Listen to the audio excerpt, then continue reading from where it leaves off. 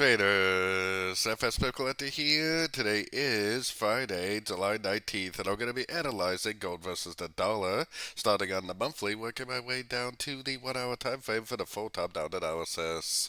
So on gold versus the dollar, I still think this is very clearly a 1, 2, 3. Most wave 3s do go to the at least a 161.8, so I still think eventually it is going to touch that level, and then probably it's going to have to make a wave 4 and probably go up and make a wave 5 just to finish off this last uptrend that started way back here.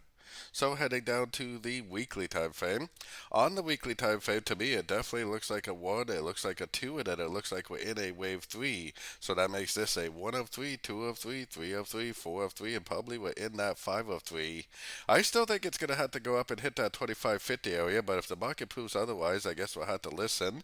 But I still think that we should be very bullish, and I still think that we should try to target the 25.50 area for the end of this wave 3. So taking it down to the daily time frame, we don't technically have a breaker structure to the downside yet, but this move right here is very impulsive, which tells me that it's probably at least going to stretch out into a bigger correction before it actually does end up continuing up. Kind of looks to me like this is like a wave 1 right here, this is a wave 2, so maybe we just ended the wave 3 and now we're in a wave 4 and a wave 5 to come. All subdivisions of the bigger wave 5, so like a 1, 2, 3, 4, 5 of wave 5. So taking it down to the 4 hour time frame. So this move down right here, even though it has a broken structure, this move down right here is definitely not an ABC correction anymore. This is for sure a shape of a trend, which means that this is actually probably only a wave A of a bigger correction.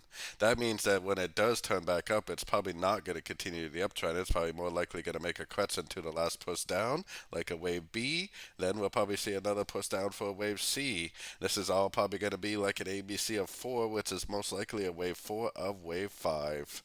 So taking it down to the 1 hour time frame. On the 1 hour time frame, I would definitely say that this is a trend. It is not the shape of a correction anymore. It actually kind of looks like we're in a wave 3 right now, so probably the next move up is actually going to be a wave 4. Then we'll probably go down again for a wave 5, and this is actually all a wave A of wave 4, most likely.